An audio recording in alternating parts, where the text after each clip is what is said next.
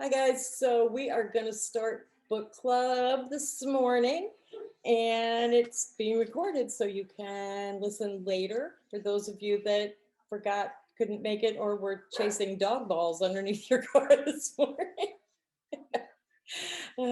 So we are on part 4 and it's how to become the happiest person you know.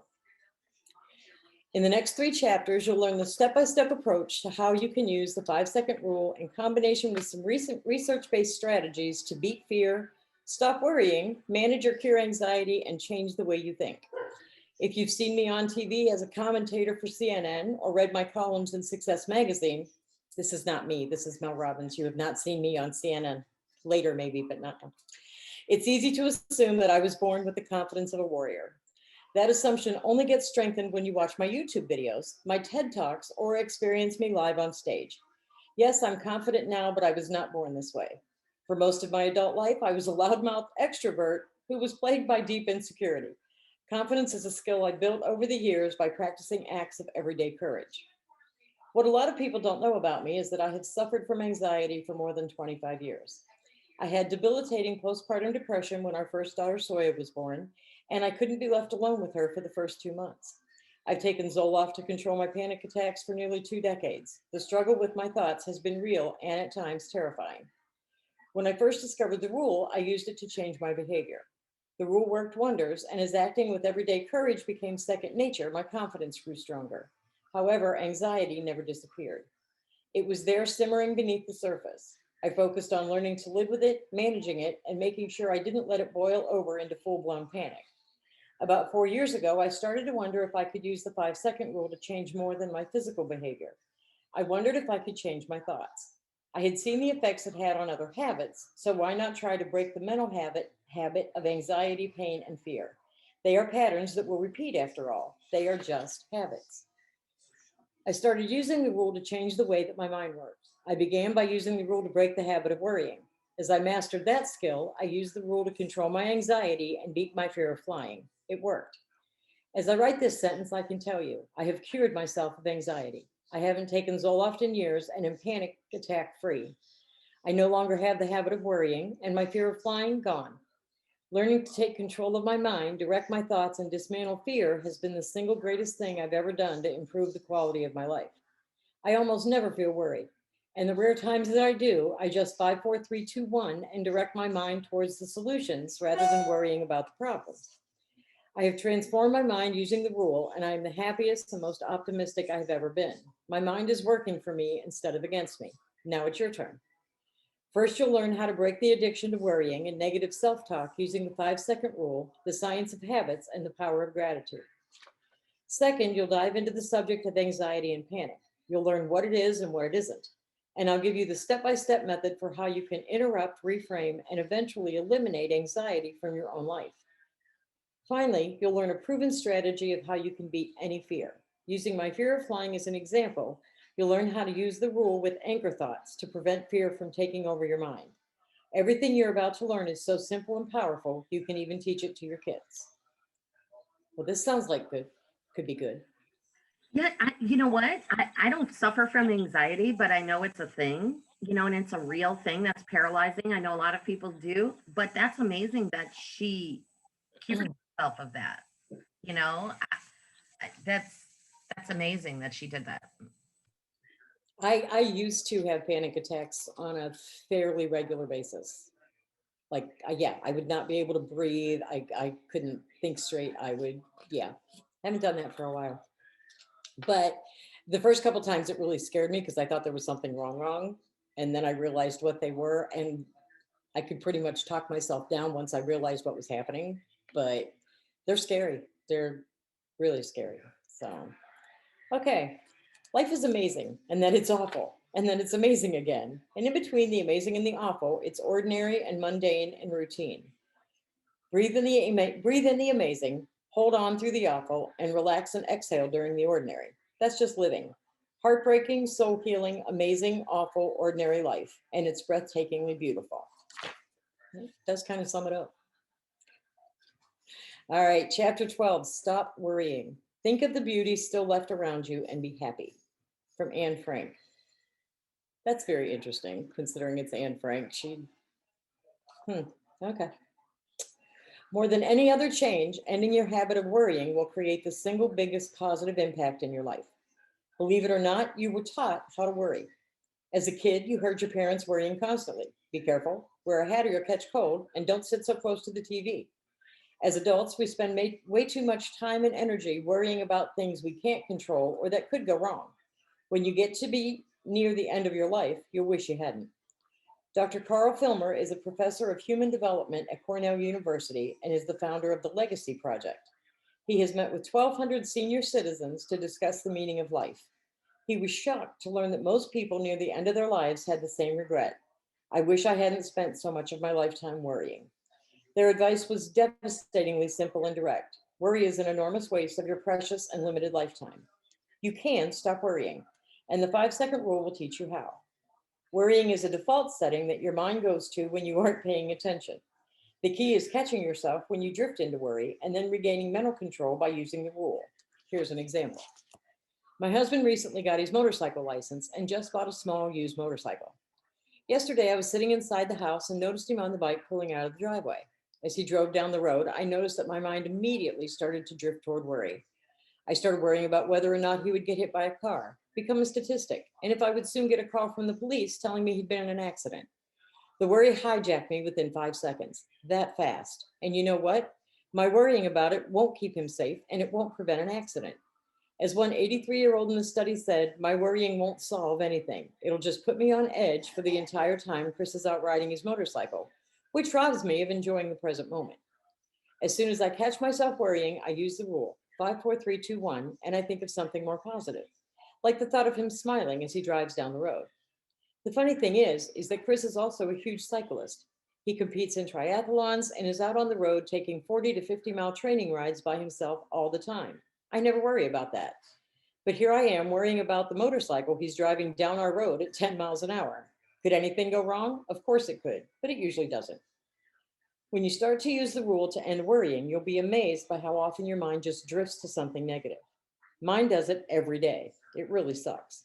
And each day I fight against it. There are some days that I have to use the rule a dozen or more times to control my thoughts. Just the other day, I caught myself drifting into worry over and over again. Our daughters were returning home from a service trip in Peru, and throughout the day, I caught my mind drifting to thoughts of plane crashes, missed flights, falling off a cliff in the Andes, bus accidents, lost bags, and the girls being stranded at the airport. The girls were fine, and without the rule, I would have ruined my day. Each time I caught my mind drifting to a bad thought, I would say to myself, oh, no, you don't, and just point it to a thought that made me smile, like the girls talking a million miles an hour that night in the kitchen as they told us about the trip. So when they're talking about worrying in older people, my dad's family, his mom they were from West Virginia, Southern Ohio. And she was one of the calmest people I've ever met in my entire life. And she had 3 kids that were not easy to deal with and 11 grandkids that went off the rails at regular basis doing different things. And I asked her at one point, I said, how does that not drive you crazy? And she said, can't do anything about it. I just sit in my rocking chair, pray for everybody in the morning, and tap my foot. I was like, okay. I said, tap your foot. She goes, yeah, if I get to worrying about things, I tap my foot. Sometimes I count the taps. It gives me something else to think about. It's just like, okay, then. It's kind of like this, though. Yeah. You know, I It's mean, something else. Yeah. She if you didn't do count 5. She just counts how many times she tapped her foot. So. that's absolutely true. Worrying is something, you're worrying about something you can't control. You never worry about, can't think about it. Can you worry about something that's in your control? I mean, I guess you could worry if you're going to burn something on the stove, but you're standing there and you can turn it off. But generally, worry, as you were reading, I'm like, worry is usually about things you can't control. It's just our mind playing the scenario out. Well, that when she said falling off a cliff in the Andes.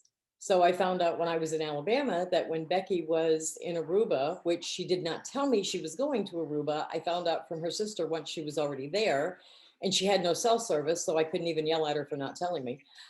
But when they were there, she did cliff diving. And I said, you did. I said, why would you jump off a perfectly good cliff? That's insane.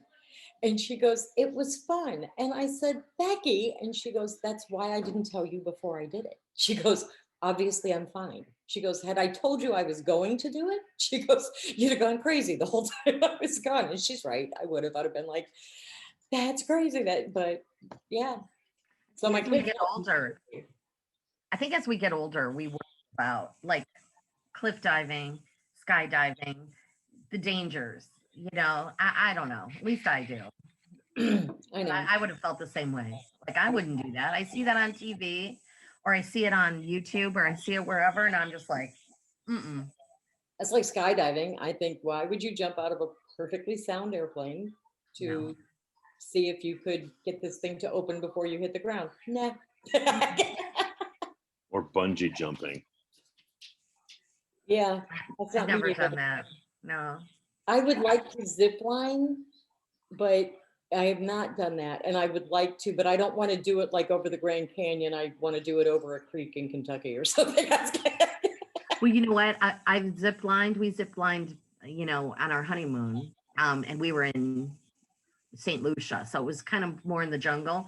But you can find smaller. That was big, and it's hard work because you got to climb. I mean, you got to hike, and then you got to climb up, and then you zip line down.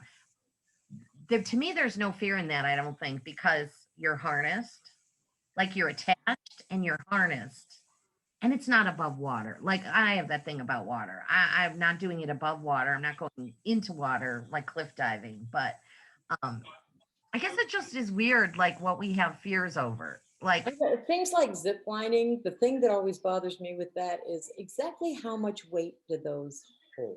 Like, oh, much more than you. I mean, much more than you. No, yeah.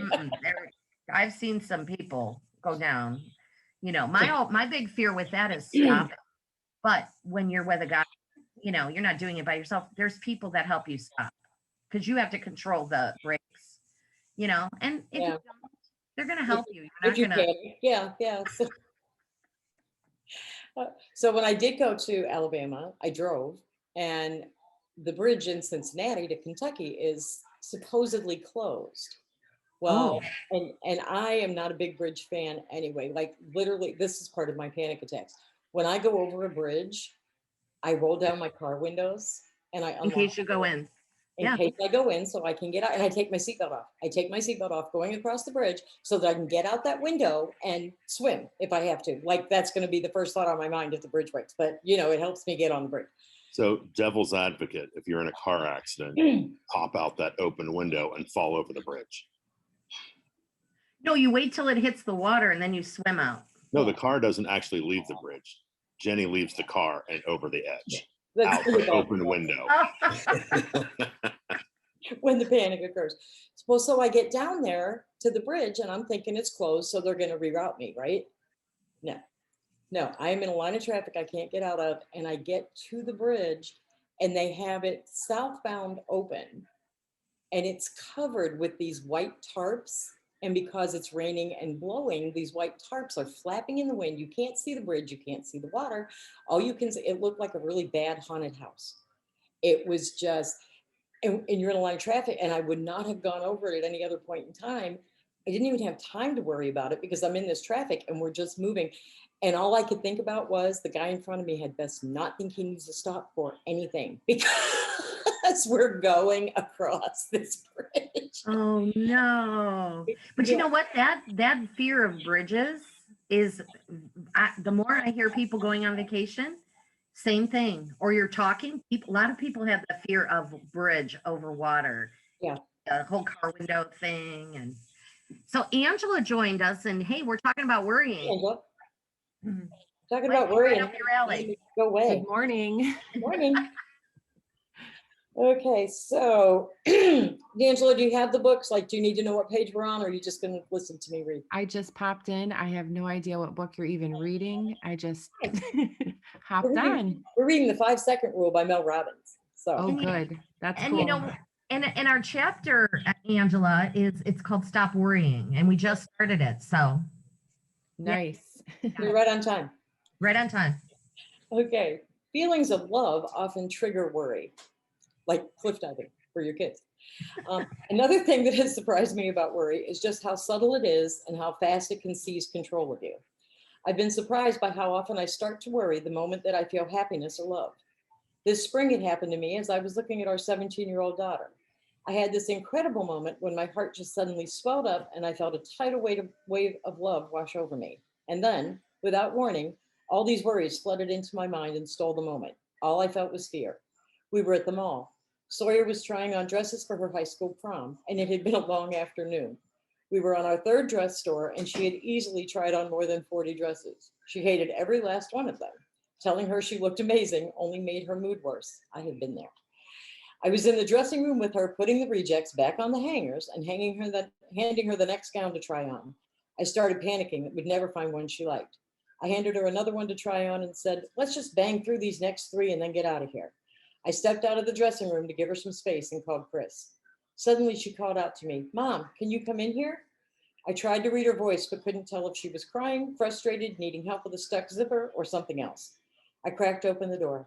She had on a floor-length gown and I could see her reflection in the mirror, and she looked, in a word, stunning. It was perfect. The dress was peach and it had a beautiful flowy side panels that were pink.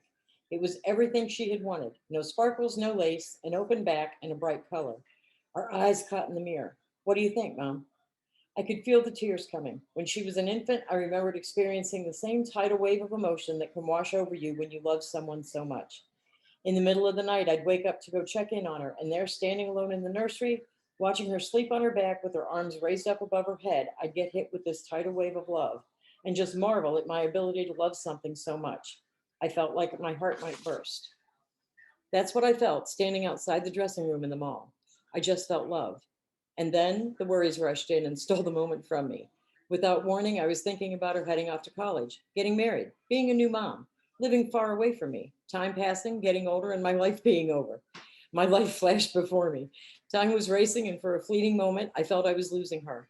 I felt overwhelmed with sadness and loss, and my eyes swelled with tears. Sawyer saw me getting emotional and thought it was because of the dress. Oh, Mom, don't cry. You'll make me cry. But I was crying because of how scared I was to see her grow up. I was crying because time was passing too fast and I wanted life to slow down. Worry robbed me of all the joy in that moment, and it took me away from Sawyer and into a dark place in my head. Instead of just being present and in awe of my beautiful daughter, I felt afraid. That's how worries and fear hijack your mind and rob you of the magic and wonder of your life. Brene Brown observed this exact phenomenon in her research for her bestseller, Daring Greatly. She found that feeling a worst case scenario in moments of joy, such as not being able to enjoy a hug with your child without worrying about something bad happening to him, is an amazingly common phenomenon. And why is it so hard for us to soften into joy? Because we're trying to beat vulnerability to the punch, says Dr. Brown. When your mind takes you somewhere sad, dark, doubtful, or negative, you don't have to go with it. I love what Hein wrote to me. 99.999% of the time, it has always been a fake reality that I created in my head. It says, when I saw your first show on TED, I've come to realize how big an enemy my bad inner voice has been, not only to my self-confidence, but more so my ability to move forward and grow my self-identity. Every decision in turn has been shaded by self-doubt and concerns for what others would think 99.999% of the time. It has always been a fake reality that I created in my head. My biggest challenge has and always will be to stop worrying about what others think of me. It makes no difference. Cheers. Thanks for your great motivations. When you find your inner voice becoming an enemy, as Hein and I have experienced, it's important to stop worrying and recognize that in those 5 seconds, you can reclaim control. I started to silently count to myself, 5, 4, 3, and as I counted, I could feel the fear lowering inside my body. Counting yanked me out of my head and planted me in the present moment. It switched gears from worry to focus. I was not going to let my brain rob me of this experience with my daughter. I was not going to allow the habit of worrying to derail me from being in the present and taking a mental photograph. Then I asked myself 2 simple questions. What am I grateful for in this moment? What do I want to remember? When you ask that simple question, you impact your brain at a biological level.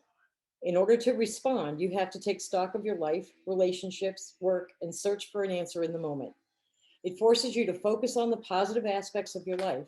And as soon as you think about what you're grateful for, You'll start feeling grateful instead of worried. The answer to the question is clear to me. I was grateful to have such an incredible young woman as my daughter. And after 3 hours of drama, I was also grateful she found a dress.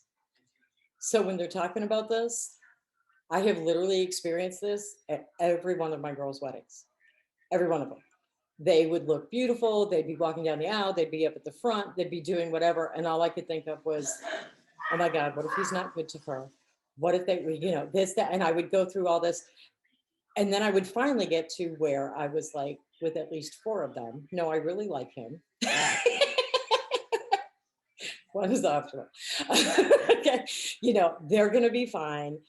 I hope they're as happy as I am, all that kind of stuff. But initially, like with all the wonderfulness, and I think that's why people cry at weddings. It's not because their kids look so beautiful. It's because they're thinking, oh, no, you don't, I'll kill you, So, I think that's got a lot of talk in that. Like,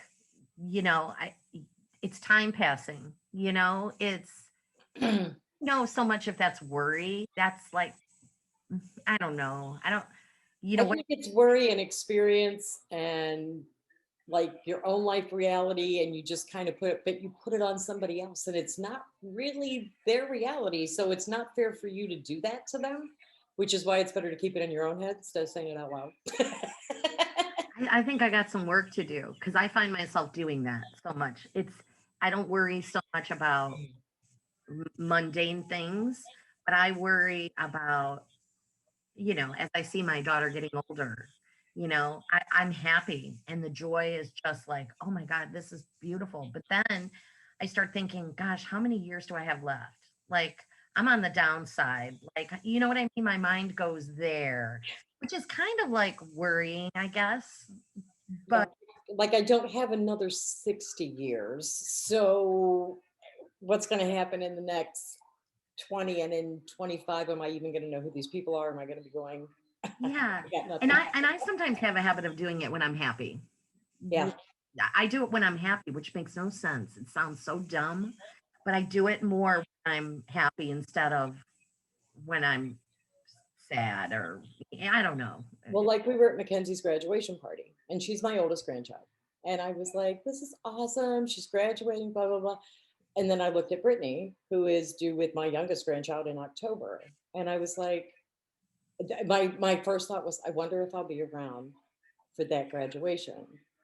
Because I'll be 70. And chances are, yes, but you never know, And I do. I was like, this is great. And a bunch of them will graduate in the next 5 years. So I'm not too worried about that one. But that last one, I'm like, that's almost 20 years from now, and I don't know if that's just a normal progression, but probably. I just think we can use this 5, 4, 3, 2, 1 to back to, the moment instead of stealing, because it's stealing the moments. It's stealing. So, I mean, that is huge what she said. I was reading that. I'm like, oh my God, I do that. I do that exact thing. Yeah, right there. That's me. Oh man. Okay, so Katie is also using the rule to reflect on what she is grateful for and control her worries. I saw you in California at the something convention. I almost didn't go on that trip. I was riddled with anxiety and guilt leaving my 5-year-old daughter. I'm also going through a divorce, but I went and I met you. And you're a huge inspiration to me. And I used the 5-second rule before I even knew there was one by pushing myself to go. I cried every day while I was away. I'm still using it daily in my life to work out, to not be sad, to be more grateful, and know to hold off on my divorce because we just aren't sure, and that's okay. I'm learning that nothing is perfect in life, so thank you. Excuse me. Nothing in life is perfect, nothing at all. But you can use 5, 4, 3, 2, 1 to quiet the mental chatter and learn to appreciate all of the small moments, like feeling grateful for your daughter. Feeling grateful doesn't just feel good. According to neuroscientist Alex Korb, it changes your brain chemistry by activating the brainstem region that produces dopamine. With my worries gone, I took a deep breath and stepped into the dressing room to move closer to her and put my hand on her shoulder. Our eyes met in the mirror. Well, what do you think, Mom? I think Luke is going to have a heart attack. You look absolutely gorgeous. Okay, we have, How long is this other one? it's like 10 pages, but it's all about ending anxiety. What do you think? Anybody want to end anxiety this week, or you want to worry about it till next Yeah. week? Anybody want to hear about anxiety this week? Do you, Angela? Angela's What like do over you here. think? Do Okay. you want me to read? Do you want me to read, or are you okay? Yeah, for sure. I think I mean, so. I don't care. I'm good. Okay, Jenny. look like a I hot know mess. you I always read. just rolled out of bed. So Oh, I'm that's sorry. That's all It's right. okay. Don't worry. But it's this book, Angela. So I think this would be good for you. Mel Okay. Robbins. Yeah. Yes. It's a. I remember a long time ago, Pam talking about it. I have 5-second I have rule. read this book probably 10 times. I'm finding myself as we're reading it, like we took we couldn't do some chapters here and there, but I read ahead and then I go back, so I highlight. But I mean, she's great. I She did is. try to watch her TV show, it wasn't so great, but Didn't like it. Her TV show was kind of like it went Maury down really fast. It was just a bunch of people wanting to whine about what was going on and her telling them to count backwards. and then they have these are cool when I'm done, and they've got a cut line, so you can cut out like this and put it on your mirror or whatever. So you That's can cut out. awesome. Yeah, this is a cool book. I like this one. That's Okay. funny. I just told Ryan, I was like, because I'm dieting and trying to lose this weight from quitting smoking. And I was like, I told Ryan, I'm like, I'm going to stick something on the refrigerator. You don't need it, fatty. Same kind of thing. This is a little But more yeah. positive. Walk away. Walk away. You're not really hungry. Keep moving. Nothing to see and hear. That's it, Joe. Okay, it's okay to be scared. Being scared means you're about to do something really, really brave. Okay, rule your mind or it will rule you. Anxiety is what happens when your habit of worrying spirals out of control. As a lifelong anxiety sufferer, I know all too well the grip it can hold on you and how scary it can feel. I also know how to beat it. Using the 5-second rule in combination with a strategy called reframing is the answer. The key to beating anxiety is understanding it. If you catch it right as it kicks in and reframe it, you'll stabilize your thoughts before your mind escalates it into full-blown panic. And over time, as you use the 5-second rule over and over, your anxiety will weaken and become what it started out as, simple worries. Just as you just learned, the habit of worry is easy to break. I think I was born anxious. As a child, my parents said I had a nervous stomach and I worried about everything. I was that kid at camp who was so homesick she had to go home early. As a college student, my face would turn as red as a tomato when I got called on. I relied on liquid courage to talk to hot guys at parties because without alcohol, I'd get stress hives on my neck. The panic attacks started in my early 20s when I began law school. A panic attack feels like you're about to have a heart attack, and it can happen for 2 reasons. One, because you have something scary to do, public speaking, facing an ex, getting on an airplane, or 2, for no reason at all. If you've never had a panic attack, here's the best way to describe them. It's when your mind and body have a near-miss experience that's totally out of context. Allow me to explain using a really simple analogy. Normal panic versus panic attacks. There will be tons of time in your life when you'll panic, and it will be completely normal. Let's say you're driving a car and you're about to change lanes on the highway. Suddenly, out of nowhere, a car races by you and cuts you off. You swerve to get out of the way, but they nearly miss you. When a near miss happens on the highway, you feel a surge of adrenaline race through your body. Your heart races, your breath speeds up, your cortisol surges. Your body goes into a state of hyper alertness so you can take control of the car. You might even get a little sweaty. As soon as your body freaks out, it triggers your mind to find a reason why your body is so agitated. In this example on the highway, your brain knows you almost got in a car crash, and that's why your body freaked out. When your mind has an explanation for why your body just freaked out, it won't escalate the anxiety. Your mind will allow your body to calm down because it knows the danger has passed. Your life will go back to normal and you'll be a little more cautious when you change lanes next time.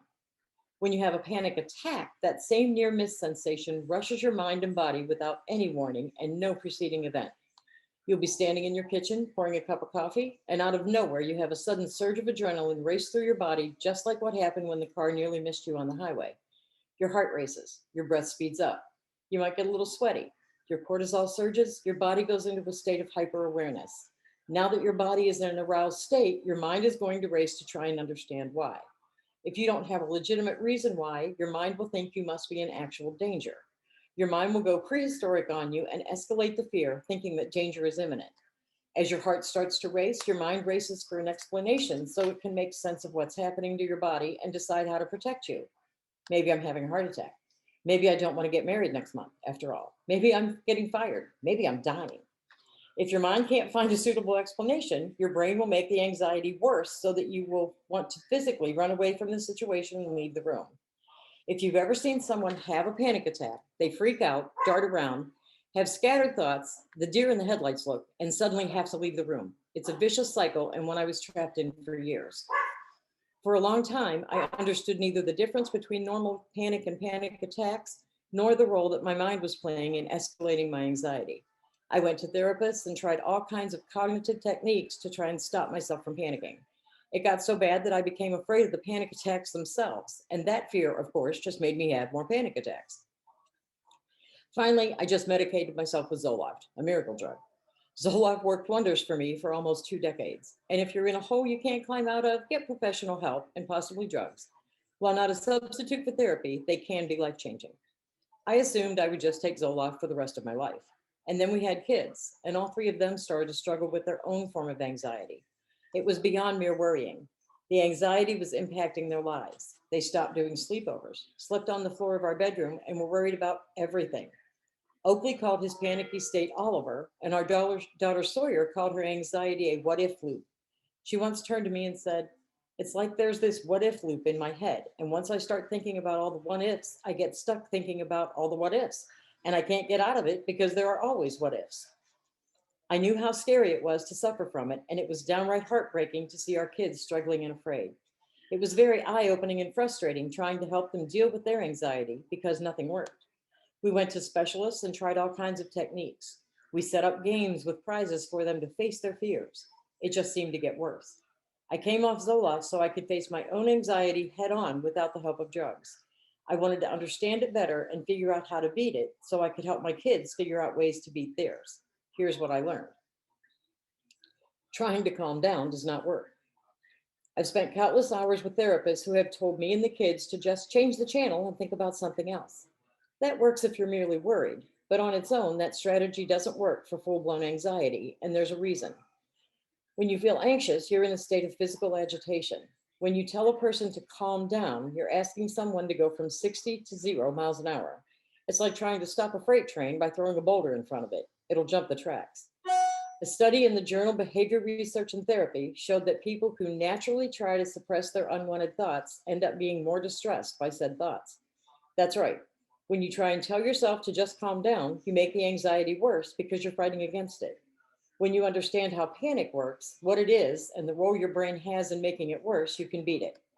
There are 2 strategies that work incredibly well. Using the 5-second rule to assert control over your mind, and then reframing the anxiety as excitement so that your brain doesn't escalate it and your body can calm down. Here's how you do it. You get a drink of water.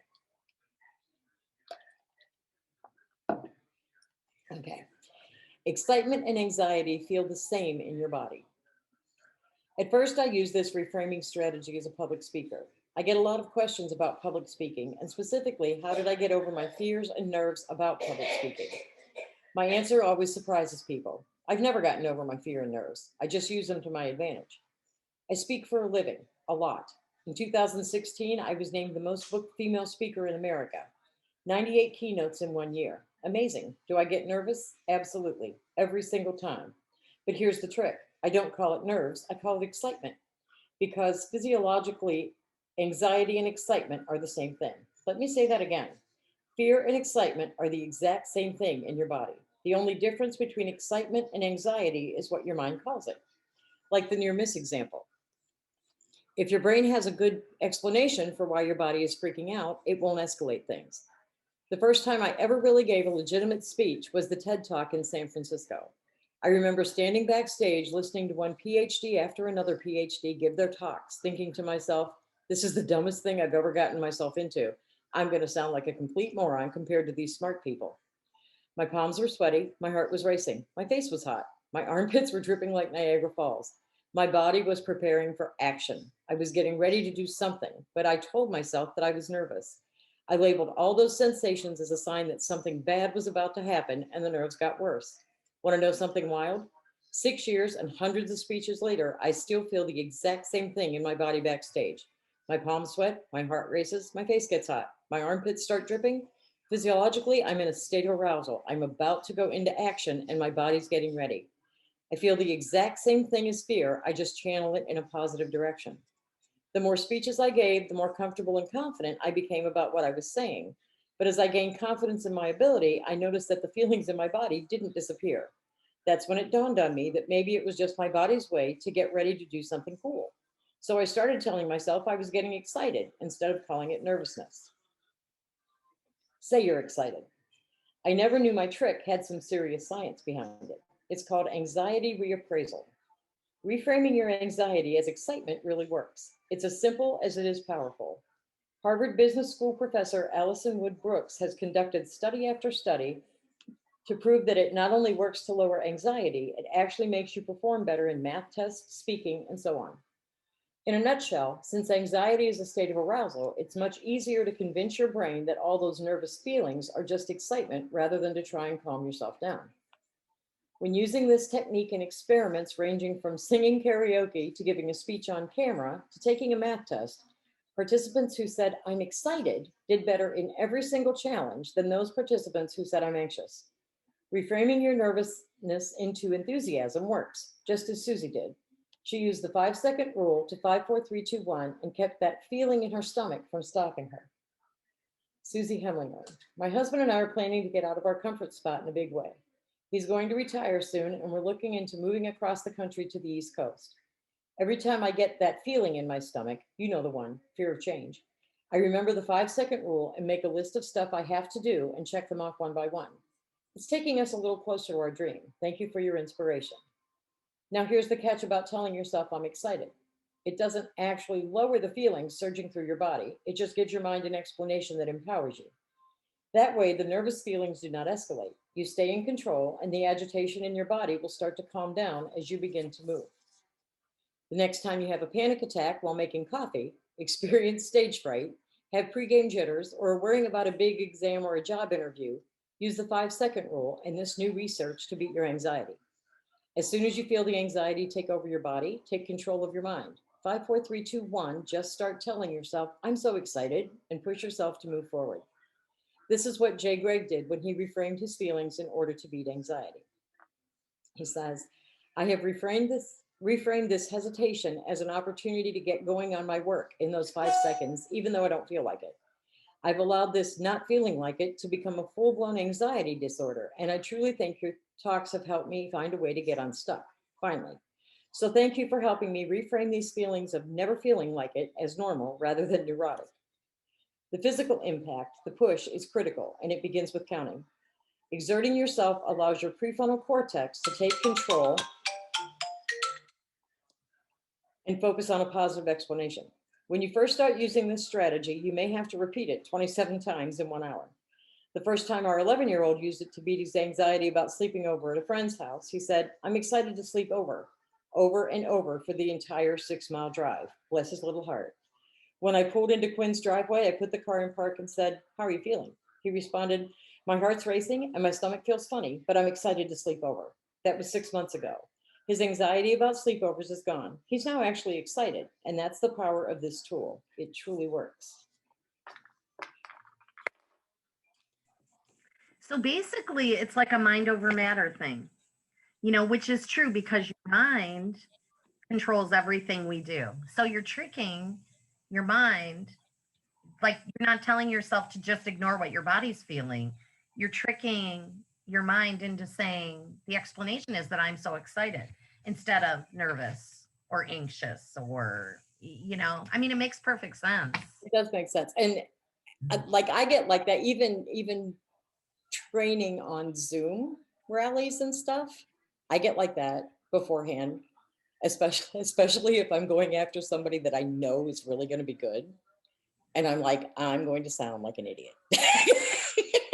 I am getting ready to sound like a jerk.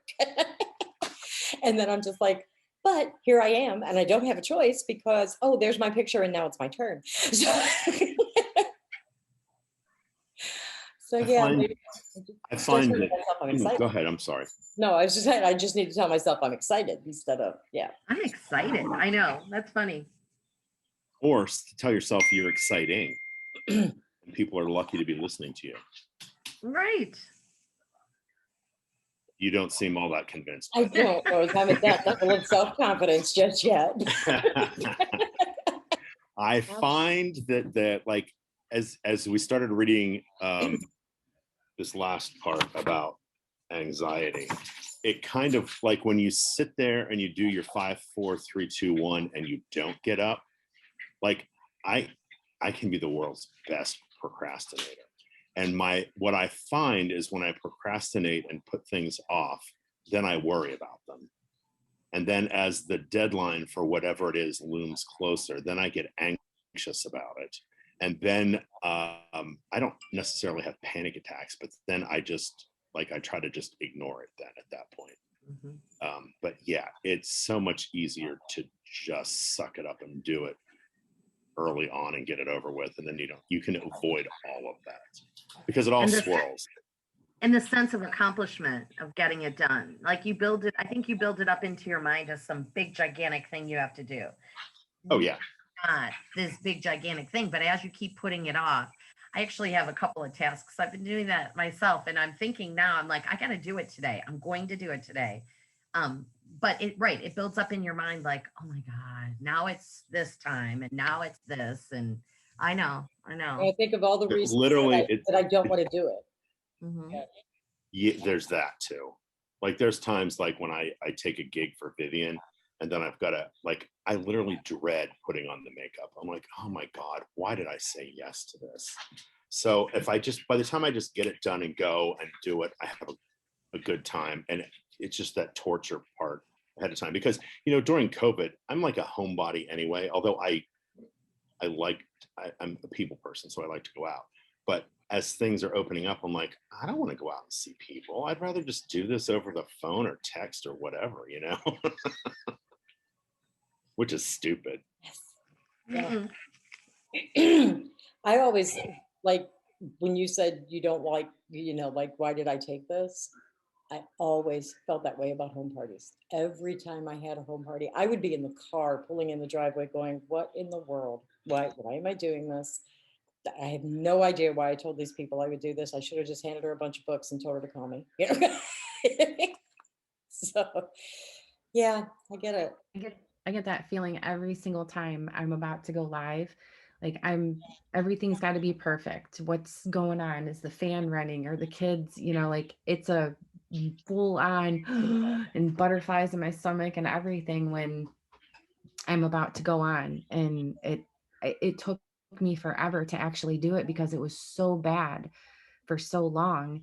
And then once I did, it's exactly like doing your first Tupperware party.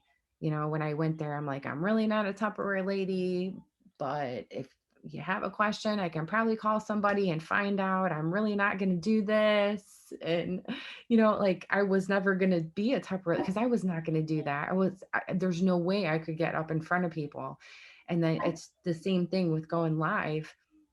It took me forever. It was so hard. And still sometimes it is hard still, but I mean, I don't know.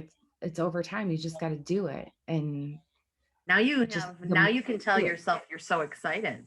Yeah, exactly. I kind of And think like not so much lives, like going live. I don't care about going live. I sometimes I don't even know what I'm going to say. I just go and do it. I don't care about yeah, that. But the training, when you have time, that sometimes I get like, not like, oh my God, I don't want to do this, but I get like, oh, what, I'll prepare more, but I start thinking like, oh gosh, what if it's not good? And I start to feel like anxious. And when you listen to the person in front of you, you're like, oh my God, are they almost done? Oh my God, they're still talking, and that kind of thing. I have done that.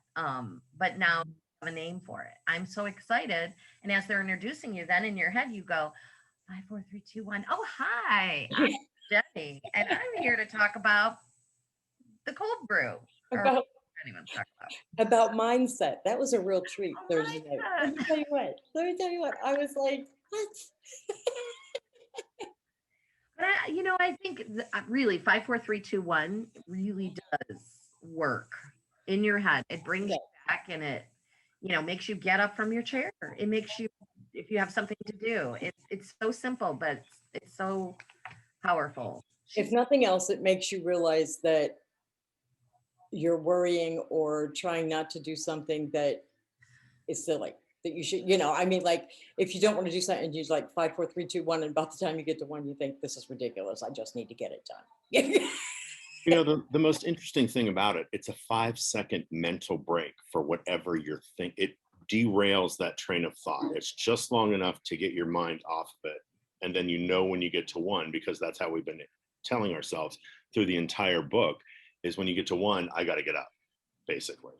But it's just enough to get you to stop thinking about, oh, what am I going to say? I'm following somebody who's much more dynamic than I am.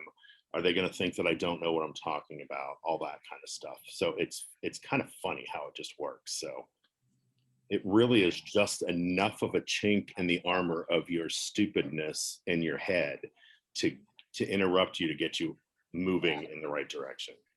Like a mind trick. It's a 5-second mind trick is what Yeah. it is. Absolutely. That's a better term than what I use. Thank you, Lori. No. Yeah. I like the stupid part. That's right. It works with people too. I mean, like sometimes, small known fact. Okay, sometimes I talk to people and I would like to reach through the phone and just choke them. Really? But not often, but occasionally.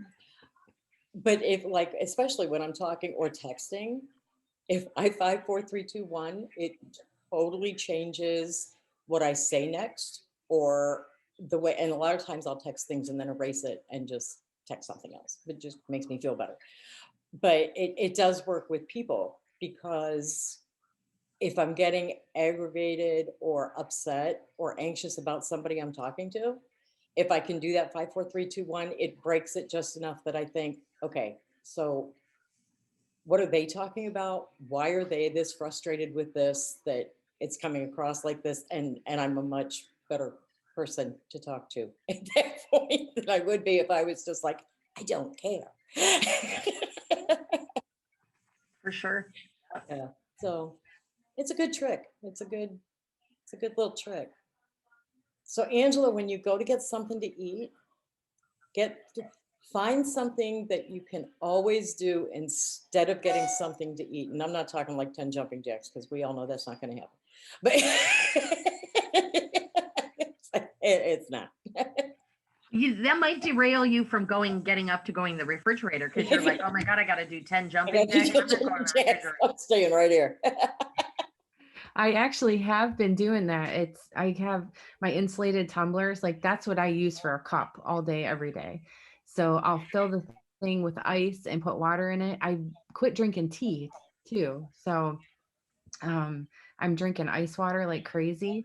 And every time I'm hungry, I go get a brand new fresh glass of ice water and drink it. And for some reason, it tricks my mind into thinking, oh, okay. So, I mean, there's a lot of things. And this whole thing, I didn't really put it together until just now. But as the kids were growing up, if they would fall and like start crying, oh, my knee hurts, but you knew it wasn't really anything bad, I would always go up to the kids and be like, oh, are you so excited to go play with your bubbles? Or, like just think of something crazy off the wall different. And like immediately they were done, and like oh yeah, I do want to go do the bubbles, and completely divert their attention to something else and distract them. And it was within 5 minutes, it was over. And yeah, so that's pretty cool. When they talk about the kids in that chapter, it really hits home too, because Ashlyn gets like that with sleepovers and um, just nervous. Like she still uses a little puddle jumper when she goes swimming, and she's 7. She's like all worried that nobody else will have it, and so she gets this little anxiety. And what if nobody else has it? But should I just not wear it? And, and I'm like, no, honey, we don't want you to be safe. Aw. I And wish so I, she has that. And that's a you can great thing. try. Get her Yeah. to do this. Really, like I'm excited to go swimming, and Yeah. it's every stage. And see, you've been using it forever. The And I didn't realize diversion it. with your kids. So now you have to use it on yourself. That's fun Right. that you make that. You never thought about it like that. Now Yeah. you have that connection. Get your own jar of Yeah. bubbles, Angela. Yeah. Are you so excited to go get bubbles? It's better than that piece of candy out of the fridge. Okay, no, it's not. Never mind. Yeah. That's cool. That was a good chapter. It was Yeah. good. It was good. I'm glad we waited because I was just getting ready to get off when Lori got on. So I know I was 5 minutes late. I was Um, really late. I don't even know what time it starts. Does it start at 9? 9:30. 9:30. Oh, okay. But Yeah. the next one, look at the next one is Beat Fear. So make Beat sure we're gonna get on. And we're almost done with this book. What are we gonna read next? I don't know. We were talking about that and then we didn't. We were talking about the row your boat thing, and then Ellen said something about the book from the lady that's going to be at Jubilee. And Oh yeah, Well, order it I- soon. oh, I thought I was muted. I Don't keep either. trying to hold stuff up, and Tom had a 7 a.m. doctor's appointment, so our shower schedule is completely reversed, and I haven't showered yet, so that's why you're seeing a crappy picture. But thank I'm you. holding up a book instead of telling you what it is, and you can't see it. It's No. called The Magic. Show us. The Secret, The Magic by Rhonda Byrne. Can you show it to us? I want to take a picture. All right, I'm gonna get out of let me put the camera on. Did you say you're going to get out of bed?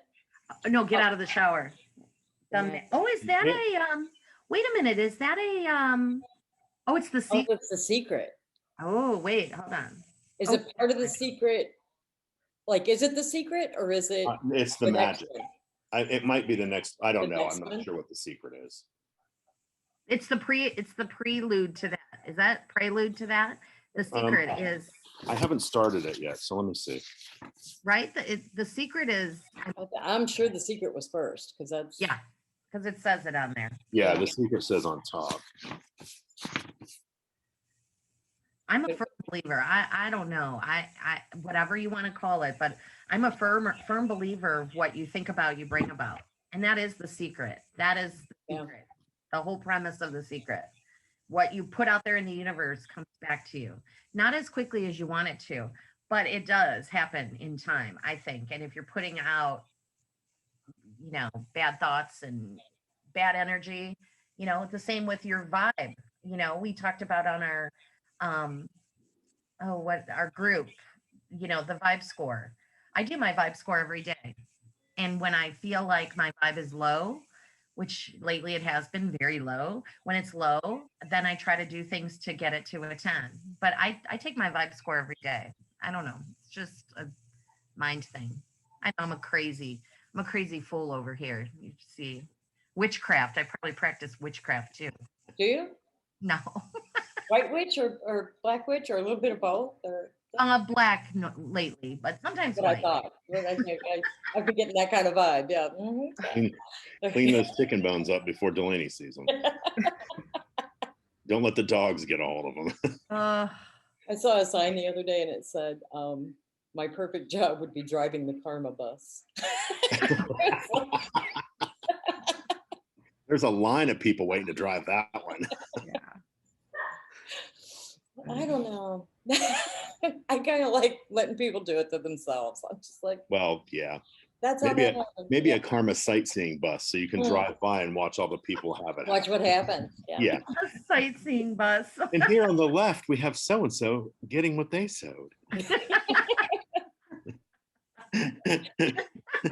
That would be Okay, so I'm fun. liking that. I'm liking that more and more. I am too. That would be fun. I'm picturing Jenny as the magic school bus driver from the cartoon. No. All right, guys. Well, thanks. So now we are on. We put the bookmark in there, but I don't know where we are. 14. 14, chapter 14, next week. You just 9:30. have to remember to get on. I'll remind you. I'll send you a Okay. text. Lori will But text you. Sunday should- night. Oh, I can't guarantee that. I can do it on Monday morning when I'm thinking about getting on, but I'll try. When she's crawling under the car to get the dog, to get Hazel's ball, she'll go, oh, I have to text Angela. Wait. But we do have to decide on another book soon. Yeah, we do. We're getting to the end and we got to order something. I really like the Mother Teresa poem, but I mean, it's not a book, but that thing has really helped me a lot through life. And before my mother-in-law passed away, she got me that poem. It's a really pretty tree, and it's a picture in a frame, and it has that poem right through the middle of it. And I have it hanging on my wall, and she has it, well, Dad has it now in their house, but that has really gotten me through so much stuff. And with the kids too, you know, teaching them off of that poem, and you know, always do the right thing no matter what. No matter what it is, always do the right thing. And even if you want to sit there and say what you got to say, walk away, get away from it. You know, if somebody's being mean, walk away, get away from it, because we want to be by nice people, you know, and just things like that. I don't know. I have no idea. I don't read books. I don't have time. Although I do flip through stuff online and I read stuff on my phone, which is stupid. Why can't I pick up a book and read it? Oh, you know what? Dwayne has books. Like we put a bookshelf up and I've got all of my books, my self-help books, whatever, you know, all my John Gordon, everything up there. And he's got like 4 books. And he probably, I don't even know if he's read the entire